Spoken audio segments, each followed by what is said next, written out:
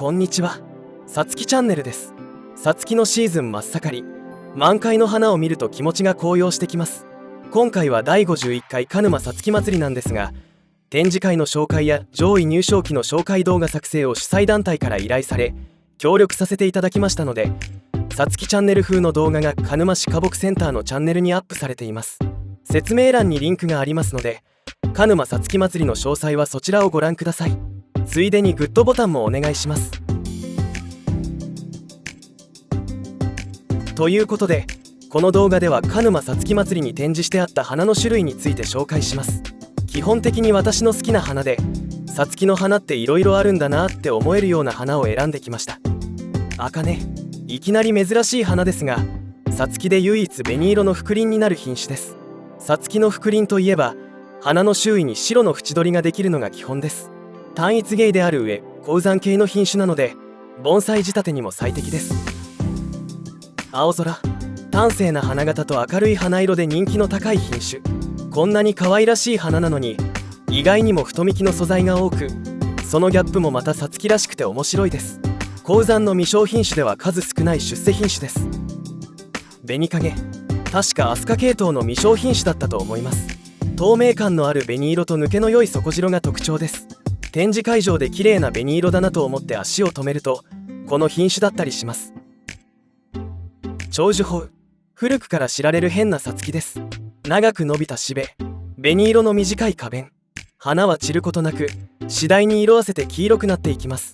花びらが退化し、萼片だけで咲いているような花です。千羽鶴、長寿穂の黄緑色品種。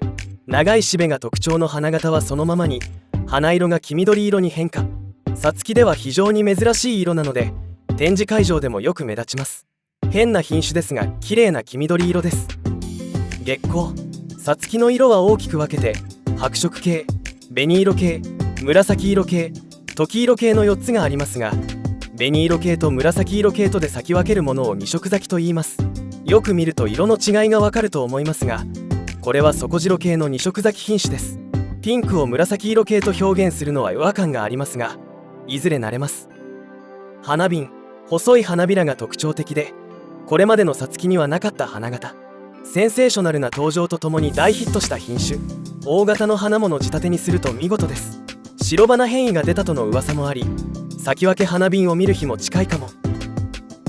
日の丸、花の名前を聞いて花柄が思い浮かぶ品種も少ないでしょう。誰もが納得の品種名。日本人の心です。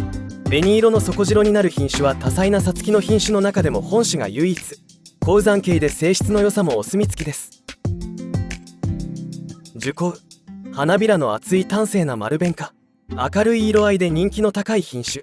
幹回り60センチを超えるような太幹素材もあり、盆栽仕立てとしても人気があります。ちなみにこの色は紫色系です。樹高感、発色を抑えたミルキーな色合い。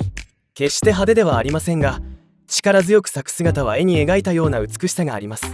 不思議と引き込まれる魅力のある品種です。上野山麒麟、西洋ツツジのことをアザレアといい、日本由来のさつきにはない色や模様のものがあります。そんな特徴を取り入れて作られたさつき品種は少なくないのですが、この花が昭和初期に作出されたものだと聞くと驚きませんか。金彩、この品種は江戸時代初期1600年代のさつきの品種図鑑金秋枕にすでに掲載があります。特徴的な花形でまず最初に覚える品種とも言われます。黒光の月、黒みを帯びたシックな色合いで注目を集めた品種。くっきりとした底白が眩しい、枝代わりが多く、黒光の美、優美の輝きなどがあり、いずれも人気品種です。小太郎、白地咲き分けの小輪花。盆葉木や商品盆栽に仕立てられることが多い、小さくても端正な花形です。訓風、丸葉さつき系の球花。淡く優しい色合いの花ですが、本種の特徴はさつき品種随一といえる丸葉です。一度見たら忘れられません。三分の花、八重咲きの進化。さつきの八重咲き品種はたくさんありますが、パステルカラーでファッショナブルな品種です。大盃、さつきの基本となる品種。最も原種に近い品種とされ、この花よりも大きいか小さいかで大小の分類をします。樹勢は強健で作りやすいのも特徴。大盆栽から創作樹形まで様々な盆栽が作られています。新大盃。大盃はピンク色の花ですが、さつきでは大盃は紫色系に分類します。この大盃に紅色系の花が咲き2色咲きになったものを新大盃と呼びます。新山。大盃の葉が小さくなり、より盆栽向きの品種になったものを鎮山と言い、さらに巻き葉になったものを新山と言います。葉が巻き込むのでよりシャープな印象になります。紫水。こんな変な品種はめったに出てきません。花びらが退化し渋咲きとなったさつきはいくつかありますが、いずれも変わり品種で流通量はあまり多くありません。早球。発色が良く厚みのある花びらで力強い花姿となる早球。とても綺麗な花ですが、樹勢は強健で幹や枝が太るのも早く、盆栽向きの品種です。鈴の誉れ。古くから知られる底白花の代表品種。メリハリが良く可愛らしい色彩で盆葉木に仕立てられることの多い品種です。若恵比寿。九州産と言われる古花。幹が太るのも早く、太幹樹形の代表的な大型盆栽に仕立てられることが多い品種。花は二重咲きといって萼片が発達し、花弁が重なったように咲きます。山の光。時色咲き分けの代表品種。大輪で迫力がありますが、少々過去の花というイメージ。昭和期に一世を風靡した名花です。八田の鏡。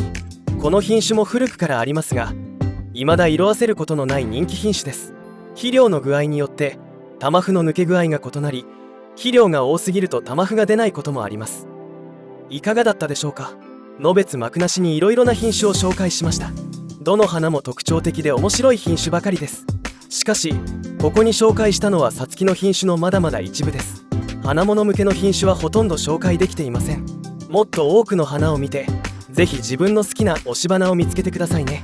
以上、鹿沼さつき祭りで見られた品種紹介でした。展示会場の様子や上位入賞期についてはさつきチャンネル提供で鹿沼市花木センターのチャンネルにて公開されています。ぜひご覧ください。